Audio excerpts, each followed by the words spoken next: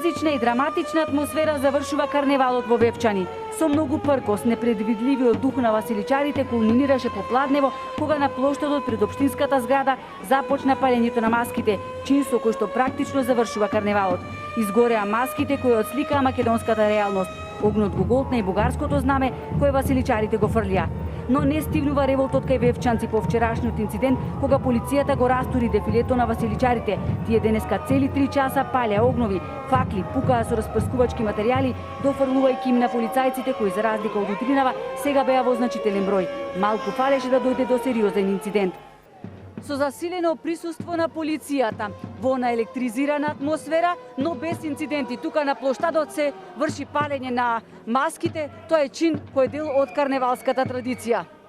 Ако не се почитувале протоколите, велат вевчанци, зошто полицијата вчера не го спречи одржувањето на карневалот? Зошто не ги стопира маскираните уште на влезот во селото, откаде традиционално тргнува поворката на василичари од Горна и Долна Мала? Зарем заслужува Вевчани со 30 писатели, со врвни интелектуалци од различни области, со човек во првото заседание на АСТОМ да му се деси ова. Ова е навистина жално што ни се случи. Оволку специјалци, значи берут да беше Вевчани, немаше да се расподелат. Вриеше уште од самиот почеток на денот на влезот во селото, кој местото Стружанка беа распоредени тешки специјалци со сета опрема. Зошто?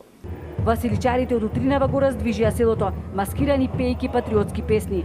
Свети Васили за нас е свет празник, велат вевчанци, кои со зурли, тапани, песни и топла ракија и денес прославуваат. Вчерашниот инцидент ќе остави црно петно врз најстарата карневалска традиција кај нас. Немаше потреба од толку полиција. Јас мислам дека е политички затоа што сметам дека лица од што беа приведени, барем 1 до 2 лица, не се од сегашнава влада, да речам. Све си беше супер, василичарите си се направи, си ја терапе поворката. Да беше убаво, не беше убаво. Не беше добро. Не требаше да иде таа полиција. Другото што се беше, све во ред. Дојдве тие направи гужва овде и собри луѓето овде биле собрани близко, немало растојание. Ама тоа беше 10 минути и помина. За танко се потребни двајца, вели градоначалникот Јанковски. Присуството на полицијата вевчанци ги потсети на далечната 1987 кога во битката за вода од вевчанските извори интервенираа специјалците.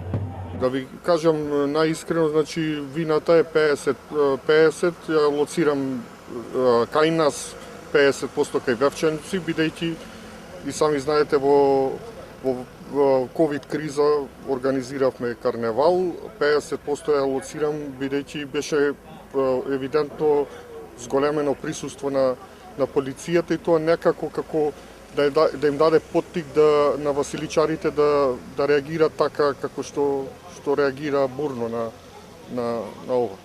Во координација со јавното обвинителство МВР превзема мерки за расчистување на вчерашниот случај во Вевчани. Меѓу другото се анализираат снимките, пошто ќе следува соодветни поднесоци, соопштуваат од МВР.